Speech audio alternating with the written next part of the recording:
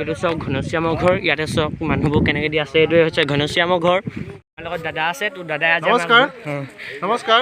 তো আজি আমাৰ দাদাই বুজাই দিব এই ঘনশ্যামৰ ঘৰৰ বৈশিষ্ট্য কি, এইটো কিয় চাবলৈ আহিব লাগে। তো খনিকৰ বুলি কোৱাৰ লগে লগে আমি সেইজন আৰ্কিটেক্সাৰ যিজনে তলাতল ঘৰ নিৰ্মাণ কৰি উলিয়াইছিল, যিজনে গড়গাঁও কাৰেং। আৰু এই প্ৰথম ৱালখনৰ আমি প্ৰথম দৃশ্যটো যে আমি মন কৰা তোমালোকে এই বান্দৰে সাগৰত কেনেকৈ সেইটো বনোৱা দৃশ্য, সকলোকে পুনৰবাৰ স্বাগতম জনাইছোঁ আমাৰ ইউটিউব চেনেল অন্য এটা ভিডিঅ'ত। আৰু আমি আহিছিলোঁ ৰুদ্ৰসিংহ পাৰ্কক, আৰু আমি এতিয়া গৈ আছোঁ ঘনশ্যামৰ ঘৰ চাব। তো আপোনালোকক অলপ তেতিয়াহ'লে ভিডিঅ'টো আৰম্ভ কৰোঁ। ইয়াতে আমি আহিছোঁ, চাওক আপোনালোকক দেখুৱাইছোঁ। তো এইটো আছে ঘনশ্যামৰ ঘৰ।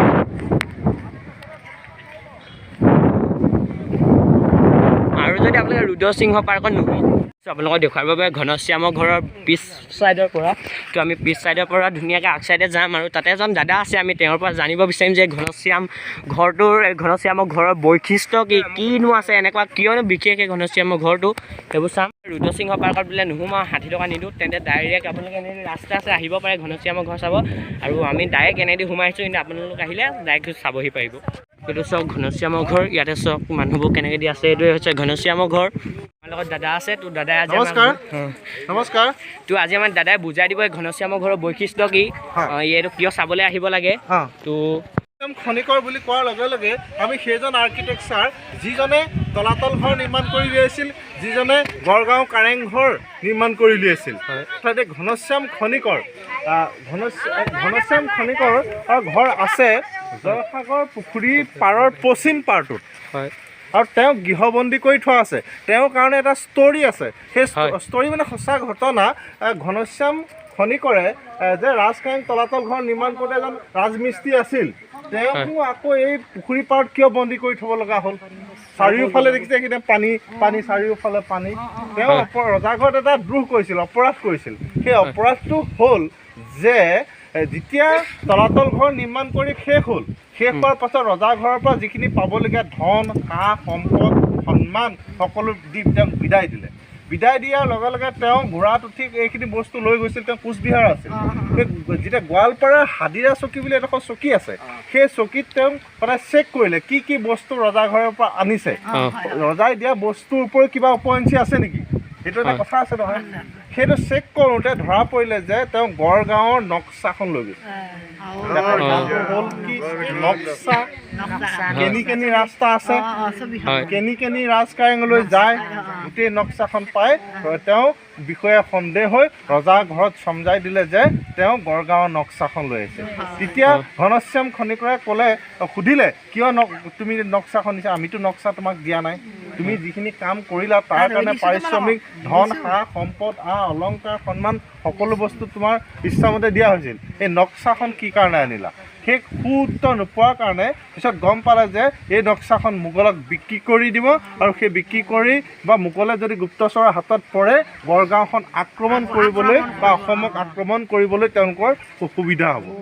সেই এটা কিমান ডাঙৰ এটা ক্ৰাইম, বহুত ডাঙৰ কথা।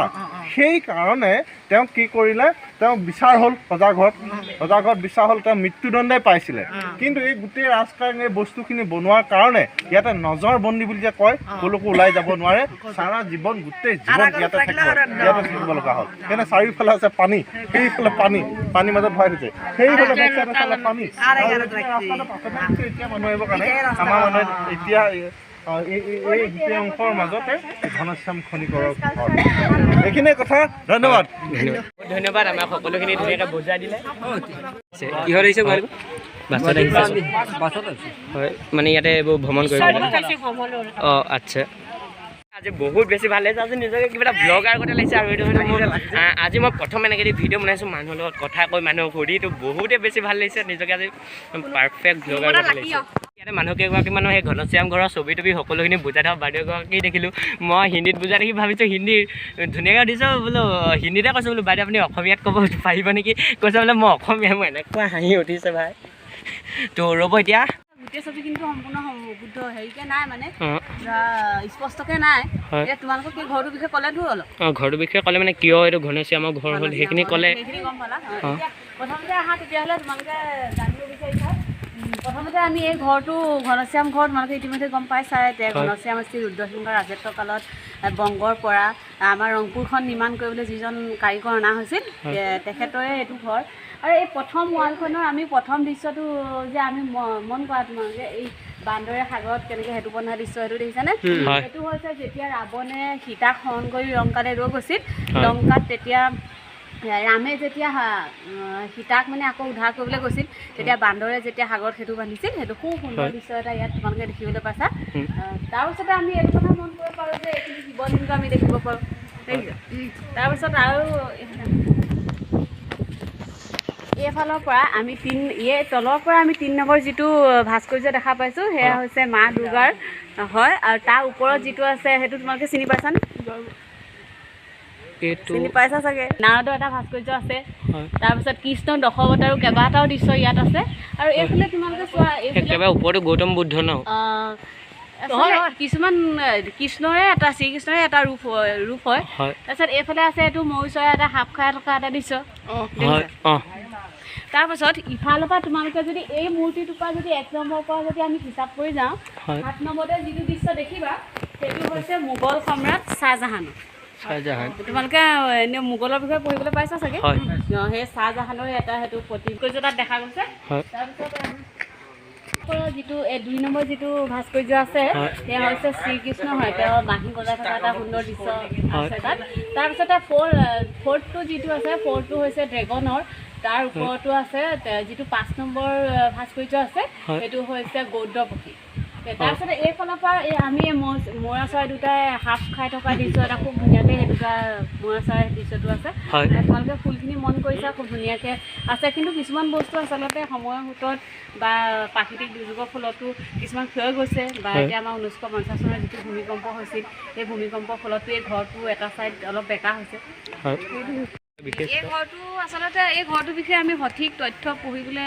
বৰ্তমানলৈকে পোৱা নাই কিন্তু কিছু বুৰঞ্জীবিদৰ মতে সেইটো ভোগঘৰ বুলি কয় বা ঘনশ্যাম উদ্দিনৰ দিনত সেইটো বিশেষকৈ খোৱা বোৱাৰ ক্ষেত্ৰত ব্যৱহাৰ কৰিছিল বুলি কয় কিন্তু সঠিককৈ আমিও ক'ব নোৱাৰিম আমাক ধুনীয়াকৈ এইখিনি কথা বুজাই দিলে ছবিবোৰ আৰু তেওঁ মোৰ চেনেলটো ছাবস্ক্ৰাইব কৰি দিলে ছাবস্ক্ৰাইবটো আপোনালোকে ছাবস্ক্ৰাইব কৰি দিব লাইক কৰিব কমেণ্ট কৰিব শ্বেয়াৰ কৰিব লগ পাম এটা নতুন ভিডিঅ'তে নতুন জেগাত তেতিয়ালৈকে বাই বাই